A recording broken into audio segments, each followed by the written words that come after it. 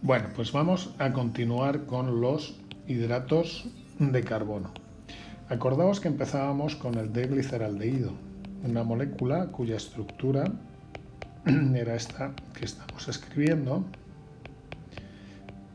Os pido que escribáis las fórmulas en un papel y de esta manera no olvidaréis cómo se escriben las fórmulas de los hidratos de carbono. Acordaos que esta molécula tiene 3 átomos de carbono, el primero el grupo aldehído, el segundo el carbono del centro y el tercero es este. A este carbono, el segundo, le llamamos el penúltimo carbono.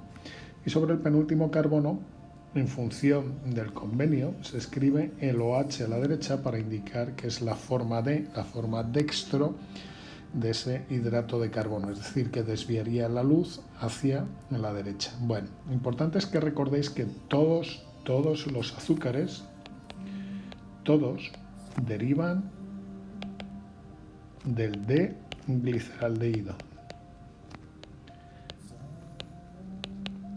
Todos derivan del D-gliceraldehído y luego veremos que es muy fácil escribir las fórmulas de los hidratos de carbono. Bueno, vamos a pasar a los de 5 átomos de carbono. Los de 4 no nos interesan mucho.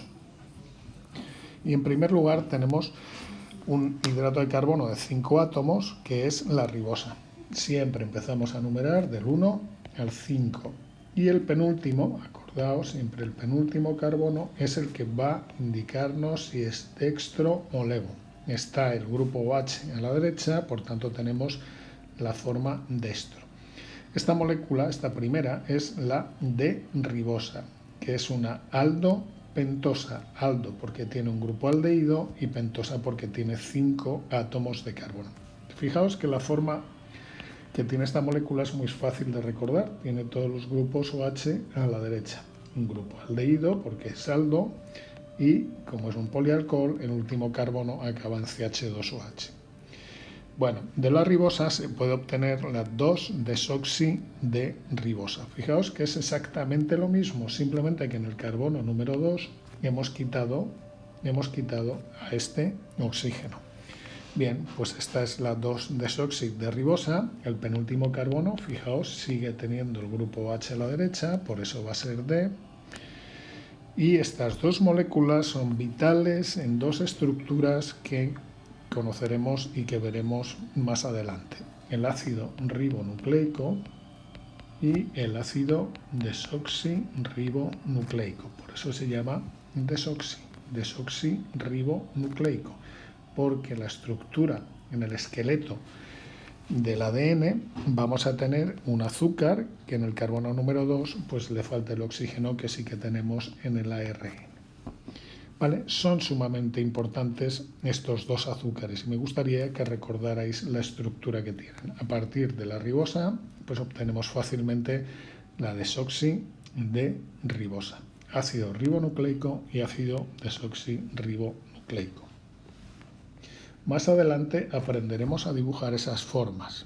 Fijaos que tiene una forma que ya la vimos cuando estudiábamos los cicloalcanos. Tiene una forma muy parecida al ciclopentano. Entonces aprenderemos a dibujarlo. Y aquí tenemos la que acabamos de ver, la D-ribosa dibujada ciclada. Veremos por qué se produce la ciclación y por qué adquiere esa estructura. Lógicamente hemos estudiado la conformación de las moléculas y sabemos que esta estructura va a ser sumamente estable. Bueno, aquí tenemos dos hidratos de carbono, de 5 átomos de carbono, pero son cetopentosas. Cetopentosas. Y estas cetopentosas son porque en el carbono 2 tienen el grupo ceto. Lógicamente la numeración de la molécula es siempre por la zona o por el extremo que tiene más cerca el grupo funcional ceto, en este caso, ¿de acuerdo? 1, 2, 3, 4 y 5. El grupo carbonilo está en el carbono 2, pues tenemos cetopentosas. Acordaos, y vuelvo a insistir, que el carbono penúltimo es el que nos va a indicar hacia dónde van a dirigir la luz. Está a la derecha, pues es D-ribulosa y D-silulosa. 2 hidratos de carbono de 5 átomos de carbono que suelen estar, no los encontramos frecuentemente en las plantas. Bueno, vamos con los de 6 átomos de carbono. Estos son importantes y me gustaría también que aprendierais las fórmulas de estas moléculas porque vamos luego a ciclarlos para obtener los disacáridos y los polisacáridos. Vamos a ver ya que las estructuras, ahora veremos cómo obtenemos estos azúcares, pero sí que me gustaría que memorizarais estas fórmulas que son fáciles de memorizar. Aprendiendo simplemente la de glucosa, vamos a ver que enseguida obtenemos la de galactosa y la de fructosa. Fijaos, la numeración es como siempre. El grupo carbonilo será el 1, el 2, el 3, el 4, el 5 y el 6. Glucosa y galactosa son aldo, porque tienen un grupo aldehído, tienen 6 átomos de carbono, aldohexosas. Mientras que la fructosa es una ceto, grupo ceto, hexosa. Bueno, pues fijaos que ya el penúltimo carbono tiene aquí puesto el asterisco.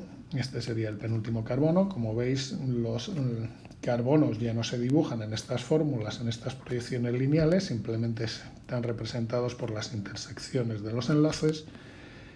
Y sí es importante, insisto, que os aprendáis la molécula de la D-glucosa. Como veis, carbono 1, el carbono 2 a la derecha, el 3 a la izquierda, el 4 y el 5. El 5 siempre va a estar a la derecha porque derivan del D-gliceraldehído y el 6, como siempre, es el CH2OH. Bueno, para aprenderse la galactosa, simplemente tenemos que acordarnos que glucosa y galactosa son lo que se llama epímeros. ¿Y qué son epímeros? Pues son aquellas formas moleculares que lo único que difieren es en la configuración de un único carbono. Fijaos que en el único carbono en el que difieren es en el C4. Como veis, aquí el C4, el OH, la glucosa lo tiene a la derecha y la galactosa lo tiene a la izquierda. El resto de la molécula es completamente igual, pero insisto que algunas veces la orientación de alguno de los enlaces hace que las moléculas tengan comportamientos completamente diferentes. En este caso tenemos la glucosa y en este tenemos la galactosa. ¿Y la fructosa? ¿Cómo nos acordamos de la fórmula química de la fructosa? Pues muy fácil, es exactamente igual. Vamos a borrarlo para que lo veáis. Es exactamente igual a la molécula de la glucosa, excepto que en el primer lugar la glucosa es un aldehído, como veis, es un aldehído, y en el caso de la fructosa es un grupo ceto. Lo único que difieren es en el carbono número 1 y en el carbono número 2. El resto de la molécula es absolutamente igual a partir del carbono 3 hacia el carbono 6, son exactamente iguales. Son, por tanto, fácil de recordar. Simplemente escribiendo 3 o 4 veces la fórmula de la D-glucosa, sabremos que la galactosa es epímero en el carbono 4 y que la fructosa lo único que difiere es en el carbono 1 y en el